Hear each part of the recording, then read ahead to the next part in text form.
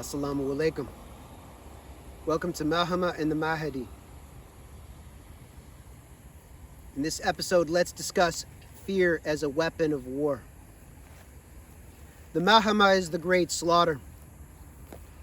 The Great Slaughter is an extinction level event. It is mass genocide. It is mass ecocide. It is enslavement of the remainder through high tech. The battle is raging all around you and within you. You are the front lines. If you're eating artificial, synthetic, high-tech, lab-concocted foodstuffs, then you are taking very intense bombardment right now. You're being bombarded on an internal structural level. Your bodily systems are failing under attack. Every single forkful of food into your mouth, you are allowing the enemy to come and machine gun your trenches. You are the front lines. Everything you do actually matters. This is not some fantasy game. This is not a CGI role-playing game. This is real. It's right here and right now. This is the Great Slaughter. This is such a brilliant phrasing for a very real event. They are taking a holistic, totalitarian, full spectrum, dominating approach. It's a high-tech strategy,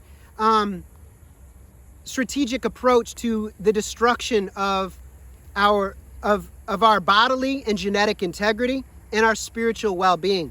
The Malhama is a spiritual conflict with physical expressions, with emotional expressions, with intellectual expressions, with energetic expressions, with genetic expressions.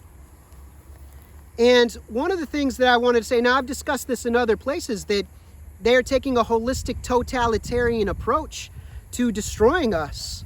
And they want to prevent us from attaining our spiritual maturation, our real evolution, to actualizing our potential. They want to prevent this. It's part of the great cosmic court case of Iblis the Accursed against Adam alayhi salam and his progeny, which is us. He wants to prove that we're unworthy, that we're worthless, that we are corruptors of the earth and murderous. And people are behaving in this manner. They're corrupting their bodies, which is corrupting the earth. They are committing suicide through their foods and substances. This is self-murder. They're murdering their families every single time they sit down to dinner and feed them poisonous foods with artificial food colorings, with artificial additives, with genetic modifications, with synthetic herbicides, pesticides, and fungicides. It's kind of like if you have a beautiful salad and then you get some roach spray and spray it down.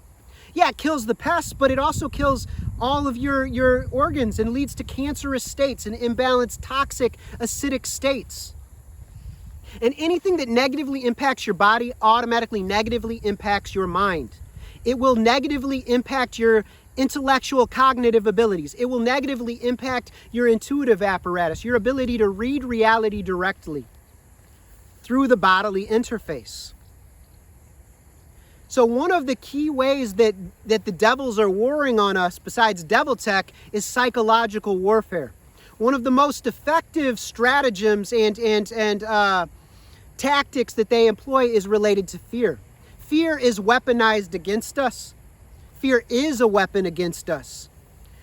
And this is all through, they infiltrate, every single religion is infiltrated, every single society, every single ethnic group, every single language family, you name it. They infiltrate everything. They have a destructive paradigm, a destructive approach, and they utilize fear against us. They want us to be in a state of fear. Instead of appreciating this wondrous, excellent immune system that the Creator has granted us and gifted us with, this excellent immune system that only requires that we have sufficient sleep, sufficient rest, sufficient nutrient-dense foods, sufficient hydration with pure living water, inshallah, sufficient clean oxygen, sufficient sunshine, sufficient time in the deep darkness for hormonal and energetic regulation. So we need the healthy, ethical, pure inputs to have healthy, ethical, pure outputs. And when we have these healthy, ethical, pure inputs, then our immune system functions beautifully. If we fear that we will succumb to illnesses, to hospitalization, to the common cold, to the flu, to whatever it might be, we're in a state of fear. Fear automatically toxifies and acidifies our bodily system. An acidic state, if our body is alkaline and in a balanced state, then cancers can't even grow, from my understanding. But in an acidic state, when you are feeling agitation within the body, then you're necessarily going to do one of two things. If you are a kind-hearted, loving person, you're going to do your best to suppress it and prevent a negative outflow to others. You don't want to hurt or harm others.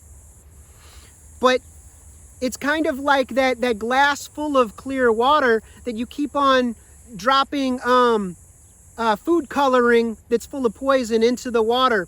Eventually, you keep on putting the dropper into the bottle, and then you keep on putting drops into the glass of water. Eventually, the glass is going to overflow, and you're going to toxify those in your environment. You're going to toxify your marriage and your relationships, your friendships, your work environments.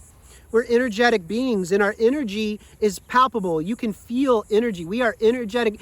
And when we are in a healthy, balanced state, we have amazing capacities. We can read each other on the subtle energy levels. We can read one another's thoughts. We can read one another's energy fields. We can interact with one another in amazing ways. These are the ways of the garden. People have some really crazy ideas about what the hereafter is. The hereafter is quite literally this very next moment. The next moment is the hereafter. And your next moment is either heaven or hell. And you are either heaven or hell to other people in your environment, depending on what you're doing in this very moment. So being present, mindful, and appreciative, cultivating excellence within the bodily and mental framework, this has an expression in the hereafter, the next moment. And then the hereafter extends beyond this very life. We don't know how long we're going to be breathing in oxygen. At some point, we're going to breathe our last breath, and then there's some kind of a transition, and there's something on the other side. We need to do our best to ensure that the hereafter is the most excellent one possible for ourselves. So we cultivate this very moment for the hereafter. What I would say is this state of fear, it takes us out of the moment. Fear takes us out of the present moment. One of the ways that we come out of fear is by being very present and recognizing reality as it is, reading it accurately. And we need to see fear accurately. Fear is a problem. What are the symptoms of fear? What are the roots of fear? What will happen if we let fear take hold and control us? It's destructive. It destroys. We are now seeing that fear is destroying the human genome. Fear is destroying the family. Fear is destroying relationships. Fear is destroying our world. So we need to come out of fear.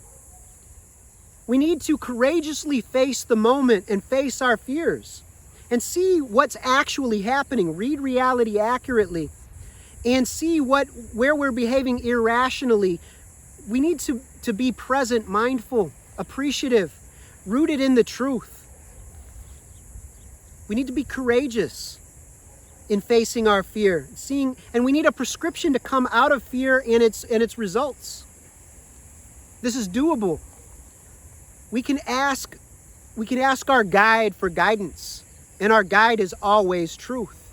And the truth, through Kun,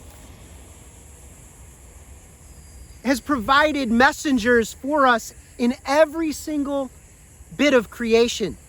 Has a messenger revealing something beautiful about truth, something beautiful about ourselves and our relationships to creation.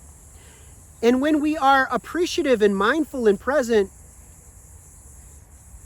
then we come out of false views of things.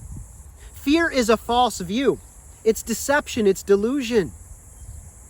So let's recognize the way that we distinguish falsity is by seeing truth as it is and living accordingly. By orientating our life toward truth, living honestly, beautifully, excellently, ethically. And not falling for the psyop, not falling for psychological operations, for tactics to destroy us internally, to destroy our emotional well-being and our physical well-being. So fear, you know, like I said, we've got a perfect immune system, but we also have a perfect spiritual immune system. Right now, our spiritual immune system is damaged. Our physical immune system is damaged. So we need to detoxify, cleanse, and nutrify bodily, energetically, and spiritually. And this is through, we need to be present and mindful and appreciative and devoted to the truth, in surrender to truth. This is part of it. So may we come out of fear. May we not be dominated by fear. May we realize the tactics the devils are using against us and weaponizing every aspect of life against us. We only fear that which we don't understand, that which we cannot see clearly and comprehend. So we need to cleanse our intellectual and intuitive faculties so that we can actually read reality accurately. Then we will not be given to a spirit of fear, because that's not what we were born for. That's not who we are. So, till next time, assalamu alaikum wa rahmatullahi wa barakatuh.